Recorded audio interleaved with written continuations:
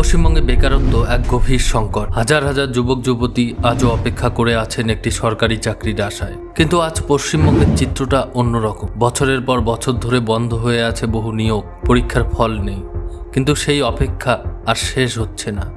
বছর কেটে যাচ্ছে, পরীক্ষা হচ্ছে না, আর যেগুলো হয়েছে তার রেজাল্টের কোনো খবর নেই। সবচেয়ে আশ্চর্যের বিষয় হলো ভ্যাকেন্সি আছে।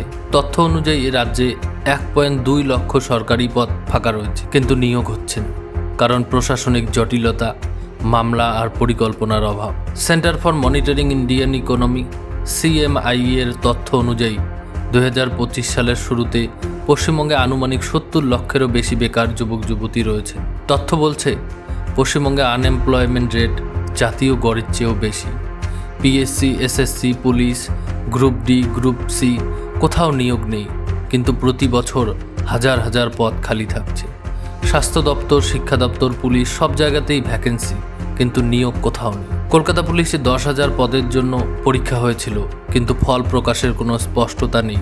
প্রায় 1 বছর পেরিয়ে গেছে। ফুড SI এরও পরীক্ষা হয়েছে, কিন্তু ইন্টারভিউ তো দূরের কথা, রেজাল্ট পর্যন্ত আসেনি। সরকার ভোটের আগে চাকরি দেবে বলে প্রতিশ্রুতি দিয়েছেন, কিন্তু আজ কোথায়? সরকারের পক্ষ থেকে কোনো স্পষ্ট ঘোষণা নেই। কবে পরীক্ষা হবে, কবে নিয়োগ হবে, তার কোনো উত্তর নেই।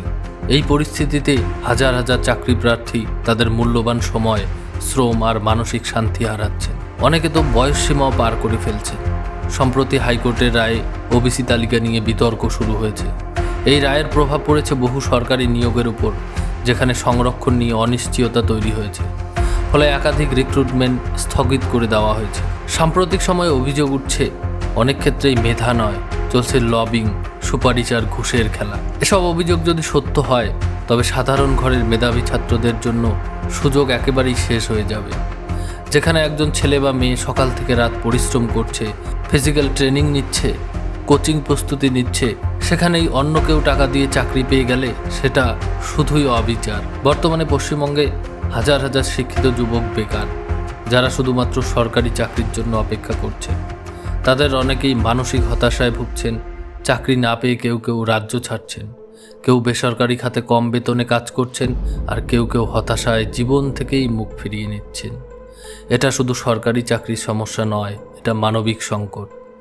সরকার অনেক কিছু করতে পারে, তবে সেটা তখনই বাস্তবায়ন হয় যখন নাগরিকদের তরফে চাপ থাকে।